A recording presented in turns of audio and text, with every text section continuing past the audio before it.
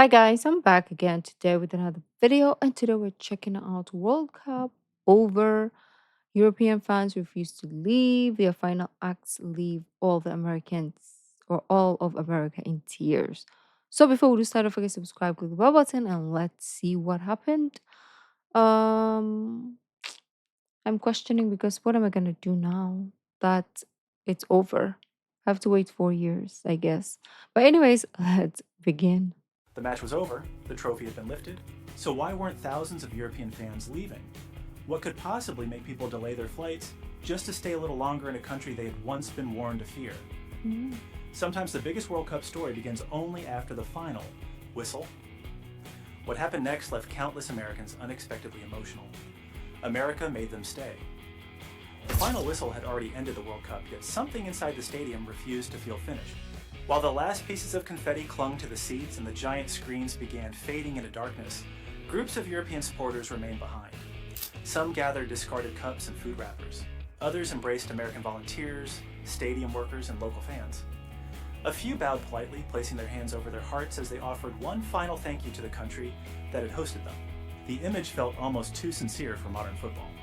These were supporters who had spent weeks singing, traveling, arguing over referees, and treating every match as though the fate of civilization depended on a corner kick. Now they were quietly cleaning rows of seats like relatives helping after a family barbecue. Nobody appeared to be rushing them. Nobody needed to organize the gesture. The tournament was over, but gratitude had apparently gone into extra time. That scene carried more meaning because many European visitors had arrived with a completely different picture of America. For years, international headlines often presented the country through its loudest arguments, political divisions, crime stories, and social tensions. From thousands of miles Yep, away, America true, could seem true. like a place where everyone was angry. Everything was expensive, and every conversation might turn into a televised debate before dessert. Then they actually came here. They discovered volunteers patiently guiding confused supporters through enormous stadium districts. They saw local families helping strangers understand transportation, parking, Nice. tickets, and food menus large enough to require their own user manual. They met Americans who shared cold drinks in brutal summer heat, offered directions without being asked twice, and treated visiting fans like temporary neighbors rather than foreign customers. Yeah, I was at like a 7-Eleven there, and the police, they were buying like people's food and all that. They were just so nice. You would never find that in Scotland. We've had a few drinks bought free of charge, which is great, we love that. But we've also reciprocated that, so it's no problem. One thing I love about American culture is that we will become your friend after 5 seconds. Like literally Ooh. all it takes is that, hey, I like your shirt. I really love that band. Oh, for real? Like there's a concert like happening next week if you want to go. That doesn't work here in Germany at all. That warmth can feel especially noticeable to travelers from older European cities. In Paris, London, Rome, or Amsterdam, daily life often moves through compact streets, crowded trains, and public spaces where people politely protect their personal distance. There's nothing wrong with that rhythm, it simply follows a different social code. In many American cities, however, conversation begins before anyone has formally decided to have one. A stranger may ask where you are from, recommend 3 restaurants, explain an interstate exit, and invite you to a tailgate before you have finished answering the first question. To some Europeans, that kind of openness can initially feel almost suspicious. After several weeks, it begins to feel comforting. The scale of the World Cup also revealed something about America that television rarely communicates properly. The stadiums were immense, the highways stretched farther than some visitors expected to travel during an entire holiday, and the fan zones sometimes looked like small towns that had learned to sell nachos. Yet the organization still depended on very human details. Someone holding a sign, someone answering a worried question, someone helping a family find the correct gate. That combination of size and personal kindness may explain why the final goodbye became so emotional. The supporters were not merely thanking a host nation for arranging matches on time. They were thanking ordinary Americans for turning an international tournament into a collection of personal memories. The amount of support I have had on my videos from Americans is blowing my mind. So I live in the UK, and in the UK, nobody supports you for anything. Nobody from the UK has commented on my videos showing me love, but you know who is? You Americans, and I love you all for it. Especially in Boston. Miami was great, but Boston was, that bit more special. The people were just I so don't know if generous Sir at the here time. is They drunk were or just sleepy so or both. warm. They just wanted to But come bless over him. Picking up trash was therefore more than simple courtesy. Hugging local fans was more than a pleasant I farewell. wish Bowing and offering thanks I wish it would be also like the other way around. Like I wish that the next World Cup, because it's gonna be like in Europe and Morocco, um, like European countries, some European countries, and is it? How many countries? Am I getting this wrong? Um, I hope that Americans will also go there. Like they should also, even if they're not fun of football, and if America makes it to the World Cup, they should also experience. This is their time to also like get out of their comfort zone and try the other culture too. That'd be nice. I don't know what those pictures are doing there, but okay.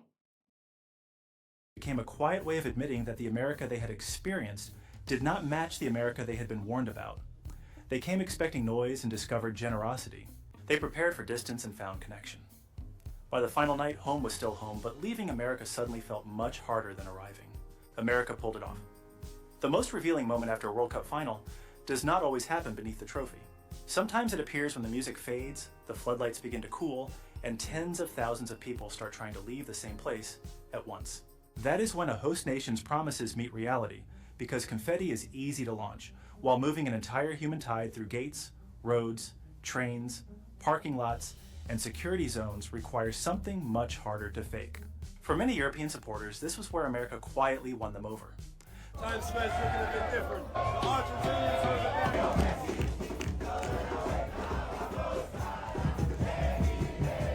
We were told America's unsafe and there's shootings everywhere. I feel super safe. We were told Americans were assholes. I've had the best time here with the nicest people. The 2026 tournament was designed on a scale that would make even an airport operations manager reach for a second coffee. It expanded to 48 teams and 104 matches spread across 16 host cities in the United States, Canada, and Mexico.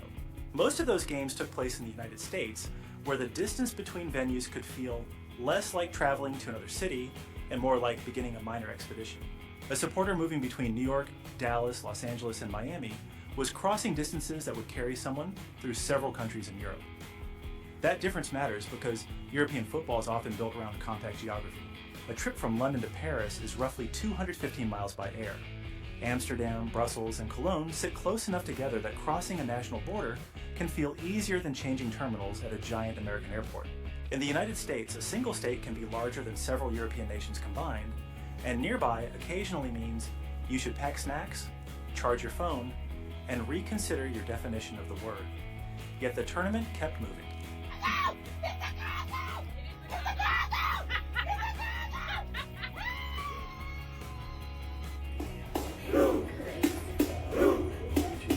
Very iconic moment. I didn't know they did it also in like restaurants. Here are the English fans.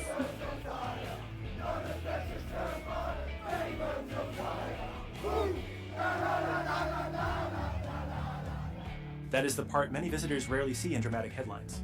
American organization often hides inside ordinary competence. I know The those shuttle people. arriving when the crowd is They're tired, YouTubers. the security line continuing to move, the volunteer who knows which gate leads where, and the police officer directing traffic while 50,000 people suddenly remember they all parked in different sections.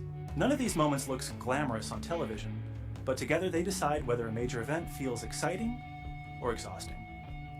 American stadium culture also works with a different physical logic. Wembley Stadium in London holds around 90,000 spectators, making it one of Europe's great football landmarks. Several major American venues operate in the same range, yet many are surrounded by parking areas, highway connections, hospitality zones, tailgate spaces, and commercial districts that turn match day into an all-day operation. The stadium is often only the centerpiece of a much larger machine.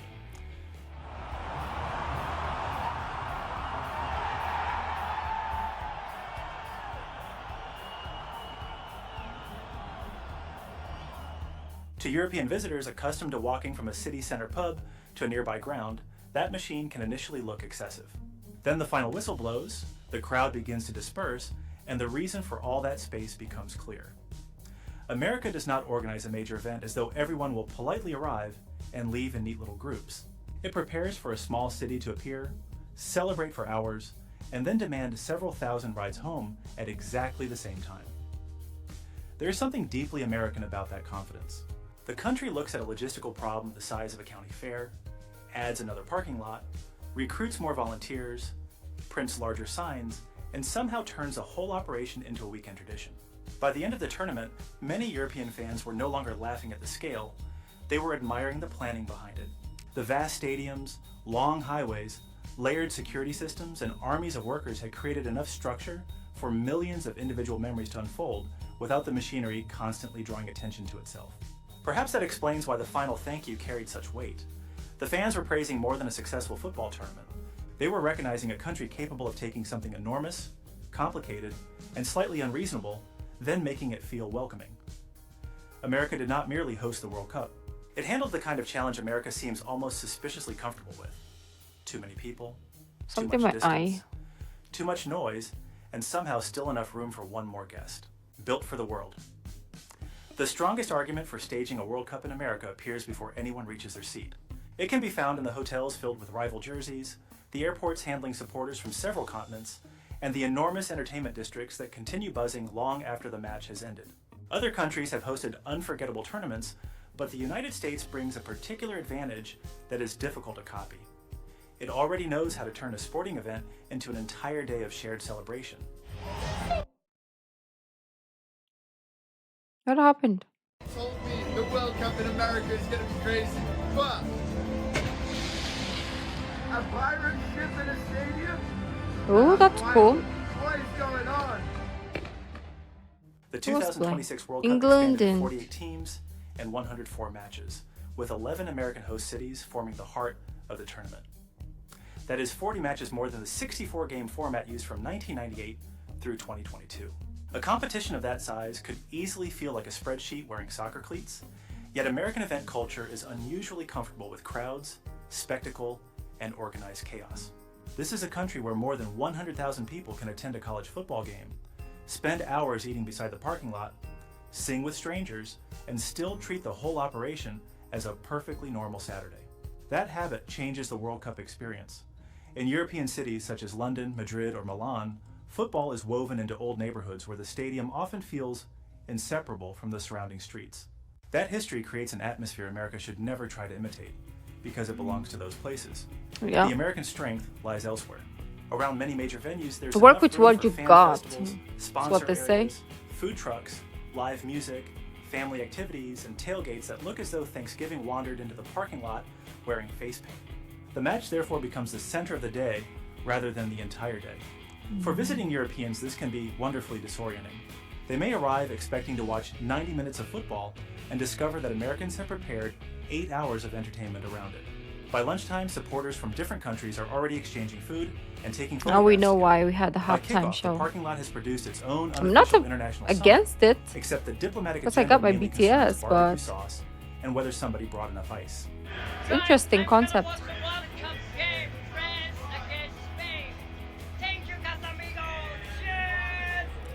What is?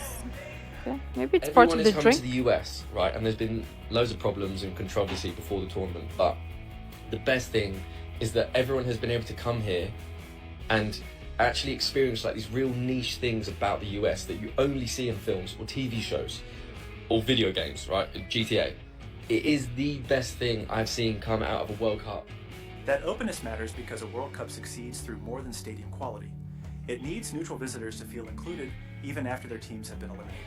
American sports culture is unusually good at welcoming people who do not share the same badge, accent, or understanding of the rules. A local fan may explain tailgating to a visitor from Belgium, borrow a flag from someone from Portugal, then cheer beside a family from Germany without requiring anyone to become less European for the afternoon. There's also a practical reason America suits a tournament of this scale. The United States has decades of experience hosting the Super Bowl, the NBA Finals, major college championships, huge concerts, conventions, and citywide festivals. The buildings, hospitality businesses, security teams, broadcast crews, and temporary event workers do not have to learn from the beginning. They already understand that thousands of people will arrive hungry, confused, overexcited, and absolutely convinced that their entrance gate must be somewhere else. This does not mean previous World Cups lacked So they warmth prepared or excitement. Brazil because offered a football Philippines culture that could seemed to live in never. the air. Germany delivered compact travel and packed public squares. Could Well, Never. Qatar created a geographically concentrated tournament unlike any before it. America's version offered something different: freedom of scale. Every host city could bring its own personality, food, climate, music, and local humor into the same competition. That may be why so many European supporters felt reluctant to leave after the final. They had expected America to host a football tournament, but America turned the tournament into a national welcome party. Once you have spent several weeks inside a celebration that large, returning to ordinary life can feel like leaving a barbecue just as somebody opens the good cooler. Comfort changed. Everything European supporters did not expect one of their strongest World Cup memories to involve air conditioning, shaded concourses, padded seats, and restrooms that did not feel like a test of character. Yet after weeks of moving through American stadiums, many discovered that comfort was not treated as an unnecessary luxury. It was built into the event itself, and that small cultural difference changed how an entire match day felt. In much of Europe, football tradition grew around old grounds placed tightly inside existing neighborhoods. That history gives stadiums in cities such as Liverpool, Naples, Marseille, and Glasgow an atmosphere that cannot be manufactured.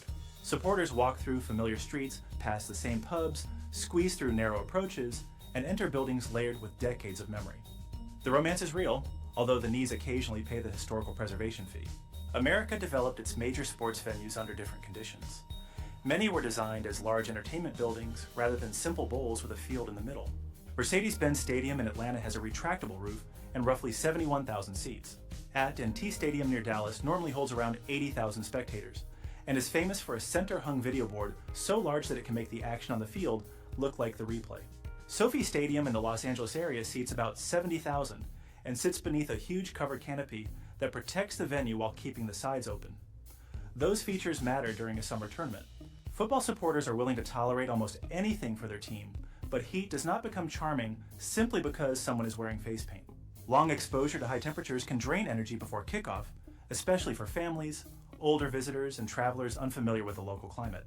American venues often respond with broad indoor concourses, strong cooling systems, plentiful food areas, giant screens, escalators, and spaces where spectators can step away from the weather without stepping away from the occasion. That approach feels noticeably different from many older European grounds, where the match remains the unquestioned priority and personal comfort is sometimes expected to negotiate quietly with tradition. A supporter at an English stadium may stand beneath a roof that keeps out most of the rain, provided the wind has not developed its own tactical plan. In the United States, the building often seems personally offended by the idea that a paying guest should be too hot, too lost, or unable to see what just happened. This is not softness. It is hospitality expressed through architecture. The deeper cultural difference lies in what Americans believe a ticket should provide. A European football ticket has traditionally purchased access to the contest and the atmosphere surrounding it. An American sports ticket is more likely to promise an entire managed experience, beginning before the first whistle and continuing until the crowd leaves. The customer is expected to be entertained, informed, fed, protected from the elements, and shown the replay from several angles before anyone can finish blaming the referee. That level of comfort also helps international fans stay longer. When people are not exhausted by heat, cramped passageways, or endless searches for basic facilities, they have more energy to meet strangers, explore the venue, watch another match, and enjoy the celebration beyond their own team. The stadium stops feeling like a place they must endure for 90 minutes and becomes somewhere they genuinely want to remain. Perhaps this was one reason the American World Cup felt so difficult to leave behind. The country did not ask visitors to choose between passion and comfort. It gave They them had both. then added a screen large enough to confirm every missed chance in painful high definition. One of America's greatest World Cup advantages had nothing to do with stadium roofs, parking lots, or giant video screens. It came from the people already living beyond the gates. Supporters arrived from Europe expecting to feel like visitors, yet many discovered neighborhoods where their language was spoken, their food was familiar, and their national colors had been hanging in shop windows long before the tournament began. That changes the meaning of hosting completely. According to the US Census Bureau, more than 46 million people living in the United States were born in another country in 2022, representing almost 14% of the population. Behind that number are millions of families carrying languages, recipes, songs, and football loyalties from every corner of the world. True. A World Cup held in America, therefore, does not simply invite foreign cultures into the country for several weeks. In many cities, those cultures are already part of the country. A Portuguese supporter in New Jersey can walk into a bakery where the custard tarts need no translation. A Polish family near Chicago may hear familiar accents before reaching the stadium.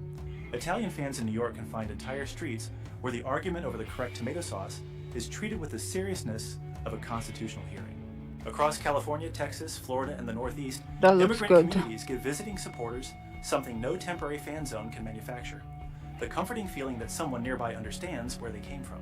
European cities are multicultural as well.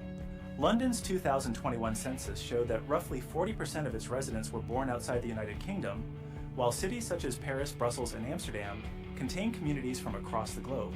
The American difference lies in scale and distribution. These communities are not gathered inside one national capital or a few famous urban centers. They stretch across a continent-sized country, appearing in suburbs, small businesses, church halls, restaurants, and local soccer clubs thousands of miles apart. That makes the American World Cup feel Ooh, less like that's one nice. host welcoming many guests, and more like a huge family reunion whose relatives have been arriving for generations. The emotional effect is powerful. Supporters can spend the afternoon surrounded by American flags, then hear their national anthem sung by immigrants who built new lives here without abandoning the place they came from. They can discuss a match with someone whose grandparents left Croatia, whose parents came from Ghana, or who grew up speaking Spanish at home and English at school. America does not ask those identities to disappear before entering the celebration. It places them beside one another and somehow finds room for another folding table. That cultural habit helps explain why visiting fans often feel accepted so quickly. The United States has spent generations learning how to welcome people who arrive with different customs, strong accents, and firm opinions about how food should be prepared. A tournament involving 48 national teams may look complicated on paper, but socially, America has been rehearsing for it every day. This is also why the atmosphere can remain joyful after a country is eliminated. The flags do not vanish when the final whistle ends a team's campaign.